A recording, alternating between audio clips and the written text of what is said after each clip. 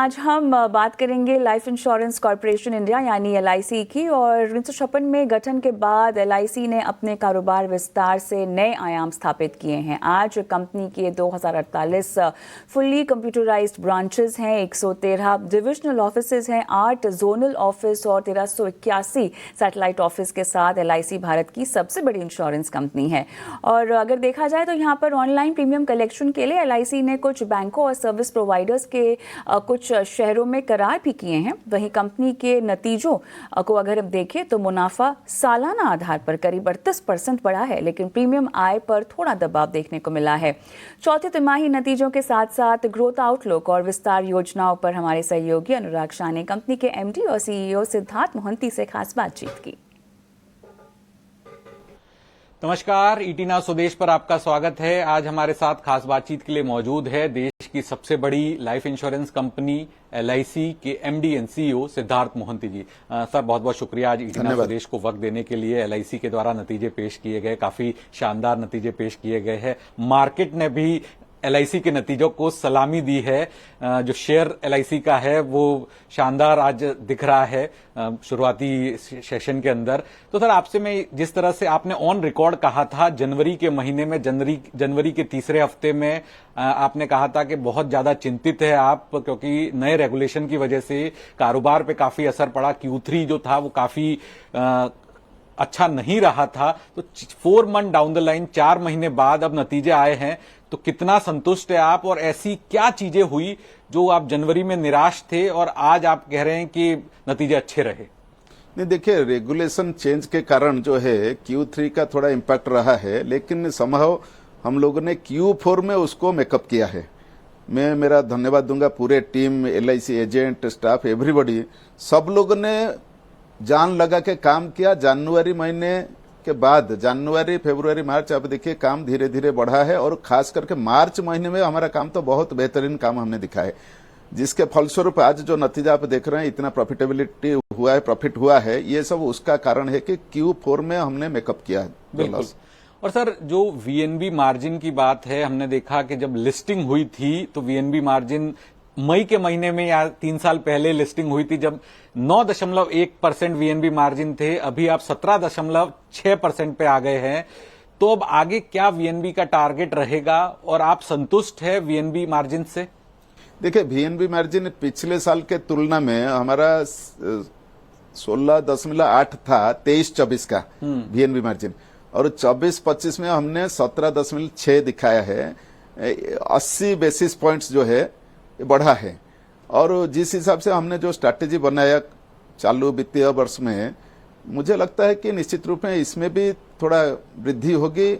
लगभग 2-3% तो वृद्धि हम लोग में अनुभव कर रहे हैं। और सर, अभी भी टारगेट है वो 25% का वीएनबी मार्जिन का, जो आपने लिस्टिंग के समय कहा था, और आपको लगता है कि निकट भविष्य में 1-2 साल में आप उसे अचीव कर लेंगे? तो वो तो लक्ष्य निश्चित रूप से रहेगा कि भाई वो लक्ष्य हम प्राप्त करें, लेकिन कब तक होगा, 2-3 साल के अंदर, मुझे लगता है कि ये भी हो सकता है। Yes sir. सर, इस बार नतीजों में एक और चीज देखने को मिल रही है कि जो आपका नॉन पार का जो हिस्सा है वो 18% से बढ़ के 27.69% तक पहुंच गया है। तो इसे आप कितनी बड़ी उपलब्धि मानते हैं और आपके प्रयास रहेंगे एलआईसी के इसे और बढ़ाया जाए, 30%, 35% तक किया जाए? और इस वित्त वर्ष का क्या टारगेट रहेगा?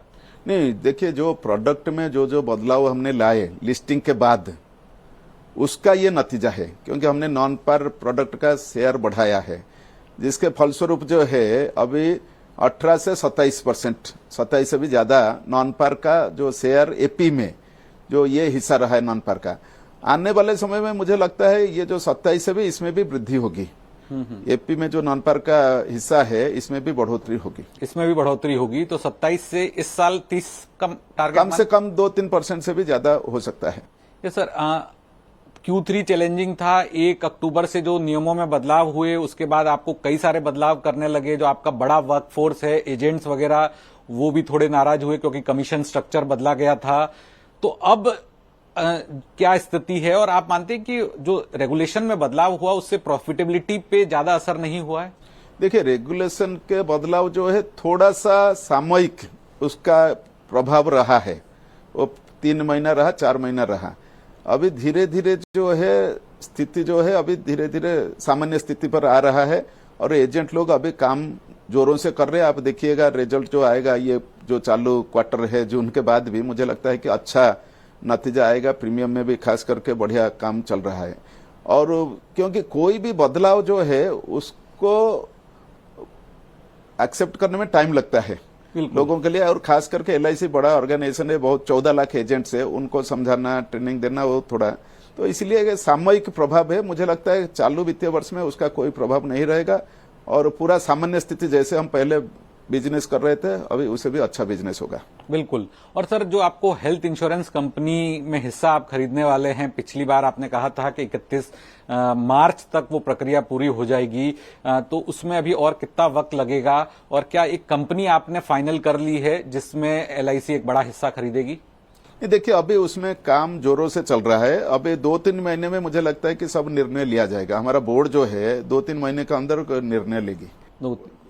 सर, एक और कई सारी जो बड़ी कंपनियां हैं इंश्योरेंस के अंदर, उन्होंने ओपन आर्किटेक्चर का विरोध किया है और LIC का करीब 95% कारोबार जो है वो ओपन आर्किटेक्चर से LIC एजेंट्स के जरिए आता है। कंपनियों का ये भी कहना है, जो बड़ी कंपनियां हैं, कि इससे उनका पूरा जो उन्होंने इन्वेस्टमेंट किया होगा एजेंट्स के ऊपर वो खराब हो सकता है और पूरा मार्केट में डिस्ट्रप्शन आ सकता है। तो क्या LIC का भी इसी तरह का मानना है कि ओपन आर्किटेक्चर इंश्योरेंस इंडस्ट्री के लिए इतना फायदेमंद नहीं होगा? देखिए ओपन आर्किटेक्चर के बारे में हमने अपना पक्ष सरकार के सामने रखा है और मुझे ये मानना है ओपन आर्किटेक्चर अगर आता भी है, मेरे जो एजेंट्स है वो खाली मेरे एजेंट नहीं है, एजेंट से बढ़ के हमारे जो LIC परिवार के सदस्य है, क्योंकि इसमें बहुत सारे हम बेनिफिट्स उनको मिलता है, बहुत सारा फायदा देते हैं, कमीशन के अलावा उनका बहुत सारा रहता है। तो कोई भी स्थिति अगर ऐसे चुनौती आएगा तो भी हमारे एजेंट हमारे साथ रहेंगे, ये मेरा मानना है और कोई बड़ा ऐसा चुनौती हमारे लिए कुछ भी नहीं हो सकता है। बिल्कुल। सर, बैंका के कारोबार जो कुल न्यू बिजनेस है आपका, उसमें बैंका का शेयर, बैंक चैनल का शेयर मैं देख रहा था 2.85 से बढ़ के 4.12% हो गया है। हाँ, तो आप मानेंगे ये IDBI बैंक ही है जो आपको मदद कर रहा है ओवरऑल बैंक का कारोबार में बढ़ाने के लिए, और IDBI बैंक आपके लिए IDBI बैंक के जरिए जो आप कारोबार कर रहे हो अच्छा साबित हो रहा है? नहीं, IDBI बैंक का जो है जो मेजर हिस्सा उनका है, लेकिन पूरे बाकी बैंक्स भी हमारे लिए काम कर रहे हैं और पिछले साल जो है 24-25 में बैंक का जो शेयर है बैंक एंड अल्टरनेट चैनल मिला के 5% से ज्यादा हुआ है टोटल प्रीमियम का। तो ये सबसे बड़ा उपलब्धि है, बैंक का चैनल बहुत ही अच्छा किया पिछले साल जो है। तो मुझे मानना है कि चालू वित्तीय वर्ष में भी बैंक का चैनल का और भी ग्रोथ होगा। हम लोग भी टारगेट ले रहे हैं वो उसका जो बैंक का प्रीमियम का शेयर और भी अधिक हो, पूरे प्रीमियम से बैंक का प्रीमियम अधिक हो, वो भी हमारा एक लक्ष्य हमने रखा है। सर, नॉन पार के अंदर अगर हम शेयर देखें तो वहां पर जो आपके कुल कारोबार में नॉन पार का कारोबार है उसमें टर्म का शेयर मात्र 0.29% है। तो आपको लगता है कि इस पे ज्यादा ध्यान देने की जरूरत है और टर्म इंश्योरेंस जो ग्लोबली एक्नॉलेज एक प्रोडक्ट है जिसको ज्यादा से ज्यादा प्रोत्साहित करना चाहिए? निश्चित रूप से हमारा फोकस तो रहेगा टर्म इंश्योरेंस, क्योंकि टर्म इंश्योरेंस का हिस्सा नॉन पार में थोड़ा कम है, आप जैसे बताया। फोकस रहेगा टर्म इंश्योरेंस बढ़ाने के लिए, लेकिन उसके लिए भी बहुत सारा फैक्टर रहता है। कभी कभी री इंश्योरेंस का भी चैलेंज रहता है। बड़ा टर्म इंश्योरेंस री इंश्योरेंस वाला अगर नहीं करेगा तो वो भी एक चैलेंज है, लेकिन करंट ईयर में हम लोग फोकस करेंगे, टर्म इंश्योरेंस के ऊपर भी रहेगा फोकस। बिल्कुल रहेगा सर। सर, आखिर में आपसे समझना चाहूंगा, अब 2 साल से ज्यादा का वक्त हुआ आप LIC को लीड कर रहे हैं मुखिया के तौर पे। शुरुआती कुछ महीने आपने इंटरिम चेयरमैन के तौर पे कार्यभार संभाला, उसके बाद 1 साल से ज्यादा आप LIC के चेयरमैन रहे और पिछले करीब 1 साल से आप LIC के MD एंड CEO है। तो इस पूरे सफर के दौरान कौन सी ऐसी उपलब्धि है जो आपको हमेशा याद रहेगी और आपको उस पर गर्व रहेगा और आपको लगेगा कि आपके कार्यकाल के दौरान ये उपलब्धि जो आपने हासिल की ये एक बहुत बड़ा अचीवमेंट रहा? देखिए, सबसे बड़ा उपलब्धि है कि जो हमने कमिटमेंट किया है उसको पूरा करना। ये आज के तारीख में सबसे बड़ा चुनौती रहता है कि आपने कुछ बोला और नहीं किया। और मुझे लगता है पिछले 3 साल से लिस्टिंग के बाद जो जो कमिटमेंट हम लोग ने किया है, मैं मेरे टीम मेंबर्स सबका शुक्रगुजार हूं। सब लोगों ने बहुत सहयोग दिया है, जिसके फलस्वरूप ये जो आज का नतीजा आप देख रहे हैं ये इसका फल है। और एक बड़ा उपलब्धि है कि माननीय प्रधानमंत्री जी ने हमारा बीमा सखी योजना का उन्मोचन किया, उद्घाटन किया दिसंबर 9 को पानीपत में, जो कि बीमा सखी महिला सशक्तिकरण का लक्ष्य रख के महिला को स्वावलंबी बनाना चाहता है और ये महिला कैरियर एजेंट स्कीम है। और आज के तारीख में 3 महीने में लगभग 1.5 लाख महिलाओं को हमने इसमें शामिल किया है और 600 करोड़ से ज्यादा प्रीमियम लाया है। 4,77,000 से ज्यादा पॉलिसी वो लोगों ने लाया है 3 महीने में, दिसंबर टू मार्च का जो फिगर मैं दे रहा हूं, ये मुझे लगता है कि बहुत बड़ा है। और दूसरी बात है कि ये जो गिनीज वर्ल्ड रिकॉर्ड जो है, एक दिन में 5,88,107 पॉलिसी करना 24 घंटे में, जनवरी 20 2025 में, और 4,52,839 एजेंट उसमें हिस्सा लिया। एक तो महायज्ञ जो है, एक दिन का महायज्ञ में 4,52,839 एजेंट ने काम किया, 5,88,107। ये गिनीज वर्ल्ड रिकॉर्ड, ये तो बड़ा उपलब्धि खाली मेरे लिए नहीं है, पूरे एलआईसी के लिए, आपको एलआईसी लगता है परिवार सर सबके लिए। ये जो उपलब्धि है गिनीज वर्ल्ड रिकॉर्ड की, जो जिसका रिकॉग्निशन आपको मिला है, कोई और तोड़ पाएगा या फिर आप ही के नाम रहेगी? नहीं, ये जो है एलआईसी अपने रिकॉर्ड जो है एलआईसी तोड़ेगी। आने वाले समय में मैं यहाँ आपको लिख के देता हूं कि ये रिकॉर्ड ओनली एलआईसी तोड़ सकती है, खुद का रिकॉर्ड एलआईसी तोड़े, और कोई तोड़ना ऐसी मुश्किल जो है। रिकॉग्निशन है, आपको पूरा भरोसा है कि आपके जो भी उत्तराधिकारी होंगे निश्चित उनको रूप भी से मिलेगा? उसको मिलेगा, निश्चित रूप से मिलेगा। यस सर, हमसे बात करने के लिए बहुत बहुत शुक्रिया, थैंक यू सो मच, आज आपने वक्त दिया। धन्यवाद। चलिए, तो यहाँ पर पूरी बातचीत आपने एलआईसी के मैनेजमेंट की सुनी, और भले ही वो रिकॉर्ड होल्डिंग की बातचीत हो या नतीजों पर हो जो काफ़ी इम्प्रेसिव आए हैं।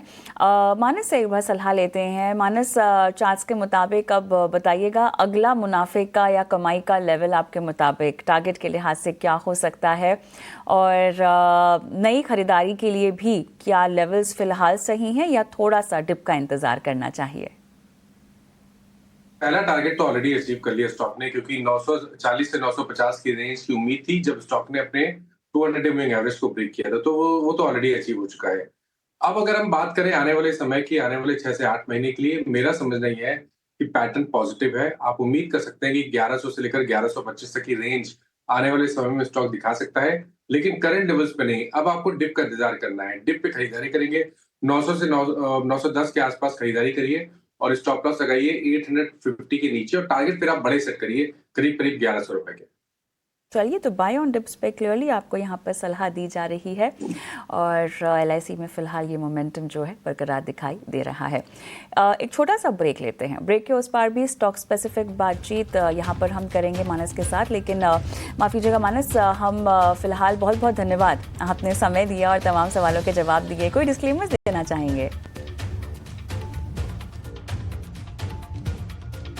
कॉल अपने क्लाइंट्स को दिया हुआ है,